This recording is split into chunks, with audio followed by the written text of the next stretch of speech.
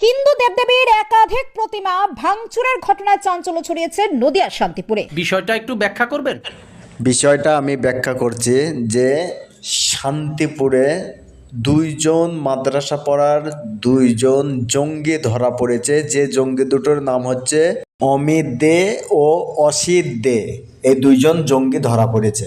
কি সাক্ষ্য প্রমাণ আছে তোমার কাছে? অমিত দে ও অসিত দে নামে দুই সনাতনী হিন্দু অভিযুক্ত। মিথ্যা কথা, আমি বিশ্বাস করি না।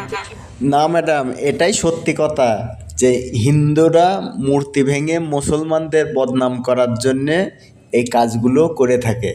এর আগেও অনেকবার এরকম এই বাংলাতে আমরা হতে দেখেছি। কিন্তু দালাল মিডিয়াগুলো সব কোথায় গেল? আর অন্ধভক্তদের তো খুঁজেই পাচ্ছি না। এই দালাল মিডিয়াকে ধরে নেয় তো, সেই ময়ূররঞ্জন কই? তাকে ধরে নেয় তো, যে দিনরাত হিন্দু মুসলমান করে বেড়ায় তাকে একবার ধরে নেয়। খারিজি মাদ্রাসাতে কি পড়ানো হয়? মূর্তি ভাঙা শেখানো হয়। বোকাচোদা দেখে আয়, দুজন জঙ্গি ধরা পড়েছে মূর্তি ভাঙতে গিয়ে। ওখানে ধরা পড়েছে অসিত ও অমিত, দুইজনাই মাদ্রাসায় পড়ে ওই মূর্তি ভাঙতে গিয়েছিল। বোকাচোদা গিয়ে দেখে আয় ভালো করে, দালাল কোথাকার। দুজন সনাতনী হিন্দুকে দেখা যাচ্ছে প্রতিমা ভাঙচুর করতে। না না, সব ঠিক আছে। এদের দ্বারাই সব সম্ভব। মুসলমানকে ছোট করার জন্য এরা সব করতে পারে। আমি অলরেডি খবর পেয়েছি। খবর পেয়েও কোনো লাভ হবে না, কারণ এদেরকে যখনই জেলে ঢোকাবে তখনই এদের ওই মেজে খোকা আছে না, মেজে খোকা গিয়ে সাথে সাথে ফুলের মালা পরিয়ে আবার এদেরকে জেল থেকে ছাড়িয়ে নিয়ে আসবে। ও গদি মিডিয়া উঠে পড়ে লেগে যায় একটি বিশেষ সম্প্রদায়ের উপরে দায় চাপিয়ে রাজনৈতিক ফায়দা তুলতে।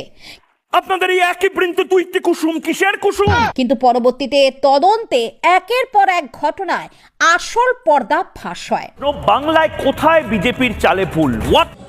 এই বিজেপি যখন থেকে বাংলাতে মাথা চারা দিয়ে উঠতে লেগেছে তখন থেকে এই ধরনের সমস্যাগুলো আমরা দেখতে পাচ্ছি।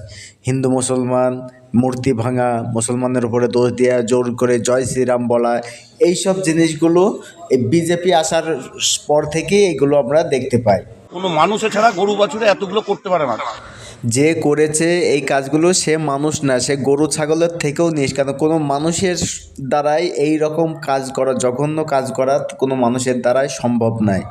তা গদি মিডিয়ার উদ্দেশ্যে বলছি, এই সব ভিডিওগুলো, এই সব কাজগুলো মানুষের সামনে তুলে ধরুন, যাতে মানুষ জানতে পারে যে এই কাজগুলো কারা করে। তা আজকে এই ভিডিও এই পর্যন্ত। ততক্ষণ সবাই ভালো থাকো, সুস্থ থাকো। আবার একটা নতুন ভিডিও নিয়ে আসবো। Good bye.